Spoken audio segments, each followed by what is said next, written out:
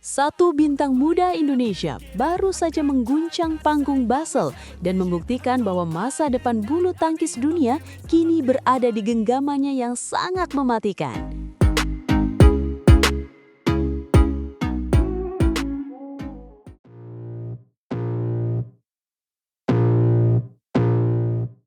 Selamat datang kembali di saluran kita malam ini, di mana sejarah baru saja tercipta bagi Indonesia. Atmosfer di St. Jakobshalle, Basel benar-benar luar biasa dan penuh energi. Denyut nadi penonton seolah seirama dengan setiap tepukan shuttlecock di lapangan yang sangat cepat. Ini adalah babak perempat final Swiss Open 2026 yang sangat menentukan. Di satu sisi ada Alwi Farhan, unggulan ke-6 yang sedang naik daun dengan performa yang kian matang. Dia tampak sangat tenang tapi penuh semangat membara di matanya. Di sisi lain ada Jason Gunawan dari Hong Kong yang sangat agresif. Jason menekan sejak awal laga dengan intensitas yang tinggi. Dia mencuri 2 poin pertama lewat drive cepat dan smash tajam yang memaksa Alwi harus bertahan jauh di belakang garis lapangan dengan sangat waspada. Tapi Alwi Farhan bukan tipe pemain yang mudah menyerah begitu saja. Dengan reaksi super cepat di depan net, dia segera menemukan ritme permainannya sendiri yang solid. Rally panjang mulai terjadi dari sudut ke sudut lapangan. Alwi sangat cerdas dalam mengatur taktik malam ini di Basel. Dia memainkan variasi tempo yang sangat membingungkan lawan dari Hong Kong tersebut. Drop shot tipis dan drive cepatnya membuat Jason sering terlambat mengantisipasi arah bola. Momentum perlahan berpindah ke tangan wakil Indonesia kita yang perkasa. Saat interval game pertama tiba, Alwi unggul 11-8. Ini menjadi modal mental yang besar untuk menghadapi paruh kedua yang kian panas. Setelah jeda interval, permainan Alwi Farhan justru menjadi semakin agresif. Smash kerasnya membuat Jason harus bertahan mati-matian di area belakang. Begitu Jason fokus ke belakang, Alwi mengirim drop shot lembut yang sangat mematikan. Jason mencoba bangkit mengejar ketertinggalan dengan drive datar yang tajam, tapi pertahanan Alwi malam ini benar-benar solid seperti tembok yang tak tertembus. Perbedaan kualitas keduanya mulai terlihat semakin jelas seiring berjalannya waktu pertandingan. Alwi terus memperlebar jarak poin lewat kombinasi smash menyilang yang akurat. Tanpa ragu, dia menutup setiap peluang lawan lewat kill shot tajam yang menghujam lantai. Skor melebar hingga 20-13 untuk Indonesia. Jason mencoba menyerang balik di akhir set pertama, tapi pengembalian Alwi terlalu presisi di sudut belakang lapangan. Skor game pertama pun akhirnya ditutup dengan angka 21-14 untuk kemenangan Alwi Farhan. Memasuki game kedua, Jason Gunawan tampil jauh lebih berani dan bahkan cenderung nekat. Dia menyerang sejak rally pertama dimulai. Smash kerasnya memaksa Alwi melakukan penyelamatan dramatis hingga harus menjatuhkan diri sepenuhnya ke lantai. Pertandingan sempat berjalan sangat ketat di awal game kedua. Jason menekan terus tanpa henti, sementara Alwi tetap tenang dalam mengatur tempo permainan. Ketenangan inilah yang menjadi kunci utama pembeda malam ini di Swiss. Alwi tidak terburu-buru untuk segera menyelesaikan poin. Dia memilih membangun rally panjang yang rapi. Strategi ini terbukti berhasil menguras energi Jason Gunawan secara perlahan hingga konsentrasinya mulai menurun drastis. Beberapa smash Jason mulai keluar dari garis lapangan dan drop shotnya juga sering gagal melewati net. Saat pertengahan game kedua, Alwi kembali menjauh dalam angka lewat drive cepat dan smash keras yang sangat mematikan langkah lawannya. Sorakan dukungan untuk Indonesia semakin keras menggema di seluruh arena Basel. Jason masih berusaha bertahan sekuat tenaga, tapi Alwi selalu punya jawaban tepat lewat netting tipis atau smash menyilang yang sangat akurat ke sudut lapangan. Papan skor kini menunjukkan angka 18-13. Alwi Farhan berdiri sangat fokus di belakang garis servis untuk bersiap melakukan poin-poin penentuan kemenangan. Servis dilakukan dan rally pendek terjadi dengan sangat intens. Jason mencoba melakukan smash keras, tapi Alwi berhasil mengembalikannya dengan drive presisi. Bola melambung tinggi dan sebuah kesempatan emas yang terbuka lebar pun muncul. Alwi melompat tinggi melepaskan smash keras ke sisi kanan lapangan Jason. Shuttlecock jatuh sangat cepat sebelum Jason sempat bergerak mengantisipasinya. Match point untuk keunggulan mutlak bintang muda Indonesia kita. Rally terakhir berlangsung sangat singkat namun penuh dengan ketegangan.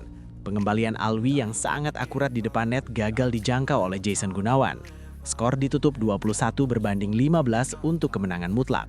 Kemenangan 2 game langsung ini memastikan langkah Alwi melaju ke babak semifinal Swiss Open 2026. Performa yang benar-benar luar biasa matang tanpa celah sedikit pun malam ini. Alwi Farhan membuktikan dirinya sudah sangat siap untuk bersaing di level tertinggi dunia, melawan siapapun pemain elit lainnya. Bahkan sepanjang turnamen bergengsi ini, dia belum pernah kehilangan satu game pun. Di usia yang masih sangat muda, Alwi menunjukkan mental juara sejati. Dia sangat tenang di bawah tekanan dan sangat tajam dalam mengeksekusi setiap peluang. Tepuk tangan panjang menggema sebagai penghormatan. Terima kasih sudah menonton ulasan kami. Jangan lupa untuk terus memberikan dukungan bagi atlet-atlet Indonesia yang berjuang di luar negeri. Sampai jumpa di video berikutnya. Salam olahraga.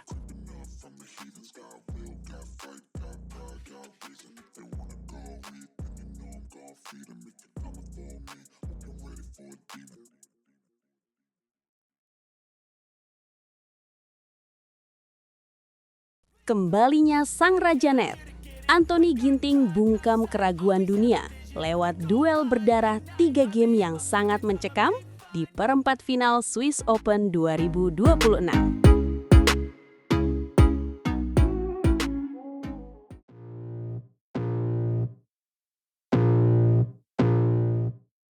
Selamat malam pecinta bulu tangkis, kita baru saja menyaksikan momen menggetarkan di arena St. Jacobs Hall, Basel. Duel ini panggung pembuktian bagi sang juara yang sempat terpuruk. Wah, bener banget tuh. Suasana di sana tadi malam terasa sangat berbeda. Lampu-lampu terang menyinari lapangan, sementara ribuan pasang mata tertuju ke satu titik. Duel hidup mati antara Anthony Sinisuka Ginting melawan penantang muda dari India, Tarun Manepali yang datang dengan penuh kejutan besar. Ini bukan pertandingan biasa buat Ginting. Kita tahu perjalanannya belakangan ini nggak mudah. Diganggu cedera berkepanjangan dan performa naik turun. Sampai banyak yang ngeraguin apa dia masih bisa bersaing di level tertinggi. Tapi di Swiss Open ini, dia buktiin kalau dia belum habis dan masih berapi-api. Dan yang ngeri, si Manepali ini datang tanpa beban sama sekali. Pemain muda India itu berani kasih perlawanan sengit sejak awal servis dilakukan. Pas shuttlecock pertama dipukul, intensitasnya langsung gila. Dua-duanya tampil agresif banget, kayak nggak mau kasih nafas sedikit pun buat lawannya untuk berkembang. Di game pertama, ketegangannya udah kerasa sejak poin awal. Manepali pinter banget baca celah pertahanan. Smash kerasnya berkali-kali maksa Ginting mundur sampai ke garis belakang. Tapi Ginting bukan pemain yang gampang goyah kalau udah nemu ritme permainan net andalannya yang sangat tipis dan mematikan itu. Ginting pakai langkah kaki cepat andalannya dan kontrol net halus buat imbangi serangan Manepali. Rally-rally panjang pun tercipta. Bola melayang cepat dari satu sudut ke sudut lain yang menguras fisik. Rasanya capek banget cuma ngelihat mereka lari-larian tanpa henti demi satu poin yang sangat berharga. Setiap poin berasa mahal banget harganya. Manepali sempat unggul tipis di pertengahan game pertama lewat smash tajam backhand yang bikin penonton berdecak kagum. Tapi disinilah pengalaman Ginting bicara. Dia pinter ngerubah tempo permainan secara mendadak untuk mengecoh konsentrasi lawan yang masih sangat muda. Aku perhatiin, dia sesekali nambah kecepatan rally pakai drive datar kencang, terus tiba-tiba pelanin bola pakai drop shot lembut di depan net. Strategi itu perlahan ngerusak ritme mainnya Manepali yang tadinya dapat momentum bagus. Skor terus merangkak sangat ketat sampai angka 19 sama. Pas angka 19 sama, satu stadion mendadak hening seketika. Setiap pukulan rasanya nentuin hidup dan mati mereka di turnamen ini. Di momen krusial itu, mental juara Ginting kelihatan jelas. Dia kirim smash keras yang maksa lawan angkat bola tanggung, terus langsung disambar pakai kill shot mematikan. Game pertama akhirnya ditutup lewat rally panjang yang berakhir manis dengan drop shot tipis. Skor 21-19 buat kemenangan Ginting. Tapi jujur, aku udah ngerasa kalau pertandingan ini bakal panjang. Soalnya atmosfernya udah kayak partai final saja, padahal baru perempat final. Masuk game kedua, Manepali seolah nggak mau nyerah gitu saja. Pemain India itu langsung naikin intensitas serangannya berkali-kali lipat. Smashnya makin tajam dan pergerakannya di lapangan kelihatan jauh lebih percaya diri dibanding game pertama tadi, yang mungkin dia masih agak sedikit ragu-ragu. Dia kayak udah mulai bisa baca pola mainnya Ginting dengan sangat baik ya. Beberapa kali dia berhasil motong rally lewat serangan mendadak yang gak keduga. Ginting sempat nyoba buat pertahanin kontrol permainannya. Tapi tekanan dari Manepali emang luar biasa banget di game kedua ini sampai pertahanan kita goyah. Papan skor mulai berpihak ke wakil India yang makin beringas.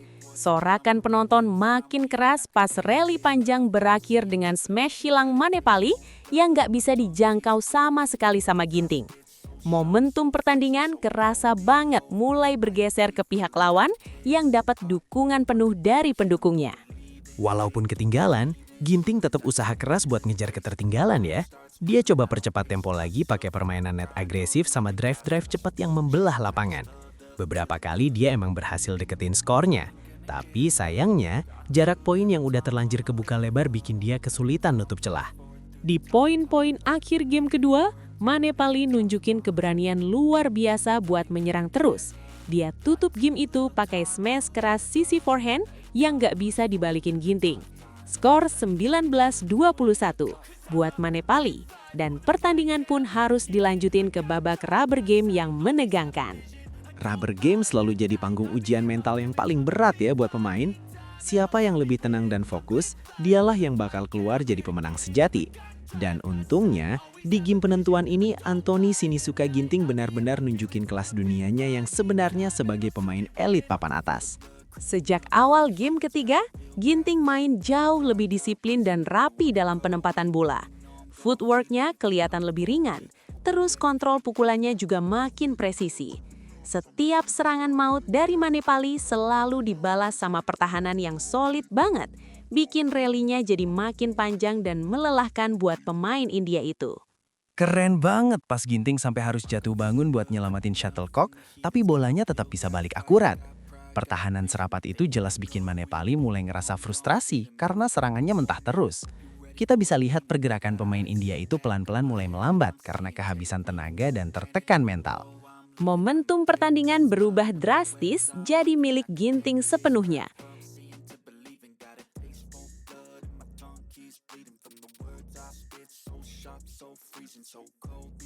Satu